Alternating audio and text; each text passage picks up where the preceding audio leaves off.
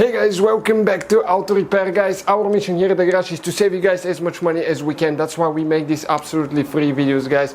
Let's go ahead and start on it now.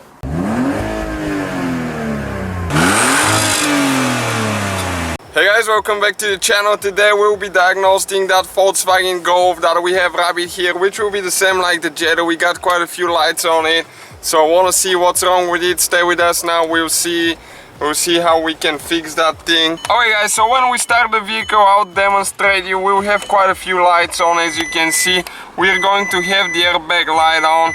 We're going to have the ABS and the traction light on as well. DRL, that's daylight running light, so it disappears. The brake pedal, once you put it in gear, it goes away. Also, we have an engine light, and we know what that was. That was a ignition code that we replaced. So what we're using, guys, we're using a Maxi-Sys. Okay, right here you can see Maxi-Sys 908. This one is amazing with the programming device. It's really powerful too. So let me show you now how we're going to diagnose and see what's wrong with it. Okay, so what we need to do now, we need to go to VIN number detection and see if it's going to auto detect it, and it's going to take some time. And it says European, Volkswagen. Okay, and we go to this one. Okay, that's the VIN number of the vehicle, we confirm. And let's see what we're going to do next now. Okay, now we go to Rabbit 2006. Actually ours is 7 model, but it says greater than 2006. We select this one, we select 2007. And let's see now, it's a 2.5 engine. It doesn't, we don't know for sure which one it is, but there is not much difference in the two. It's both of them are 2.5. We're going to go to diagnosis, auto scan, and see what's wrong with the whole system. So it will take probably about a minute or two to load everything, but you can see we already have 6 fault codes. So that's quite a few. Brakes, that's where our traction light and ABS light comes from, the brakes. Central electronics, that's everything that controls the body, like okay, let's see,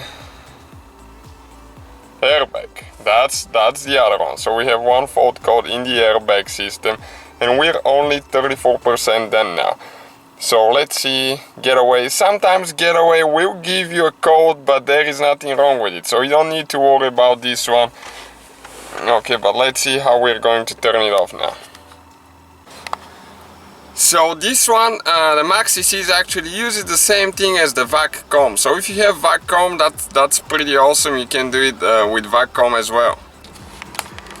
Okay, so you can see engine codes, we have 6 of those, and actually we don't need to worry about anything there because it was a bad ignition code, but we'll show you the codes just in case that you want to check what it is.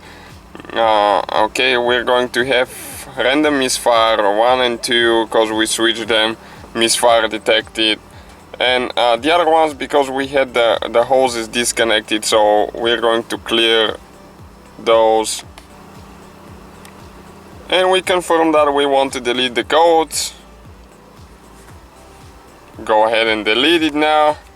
No faults detected.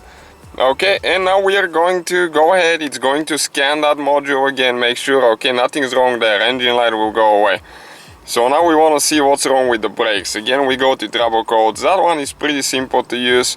That's what we like it. Okay, right front ABS speed sensor. So the ABS sensor and also the pump. As you can see, there is an electrical malfunction in the circuit somewhere. So we need to check this one out. Those are the codes, so we'll be working on those. Now we'll clear it to see what, if it can go away, and if it comes back, we'll be working on that one.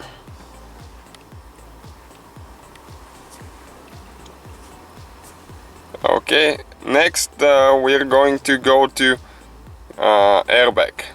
That's the one that bothers us because we have the airbag light on. Okay, let's see what it is now. Seatbelt switch on driver's side. Okay, but it said that it's not all the time, so we're going to clear this one and see if it will come back. It could be just from low battery voltage as well. Okay, light actually went off, so we don't have the airbag light on anymore.